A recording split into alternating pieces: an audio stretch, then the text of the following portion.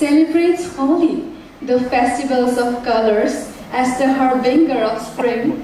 The festivals of Assam have their own distinctive flavor. Deities of Lord Krishna are taken into procession in swinging palanquins, decorated with flowers, leaves, and colored cloth. While the procession makes its way through the public through fairs, the devout play with music traditionally made out of flower petals, sing devotional songs depicting Lord Krishna's pastime to the accompaniment of music from conch shells and shambles.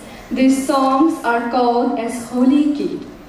Holi Geet সমূহত পৰিবেশিত শ্ৰীকৃষ্ণৰ লীলা মাধুৰ্যই স্বাভাৱিকতে সকলোৰে মন প্ৰাণ পুলকিত কৰি তোলে। মঞ্চত এইবাৰ হলি গীত পৰিবেশন কৰিব লৈছে গণকুছি আদৰ্শ বিদ্যালয়ৰ ছাত্ৰ ছাত্ৰীসকলে।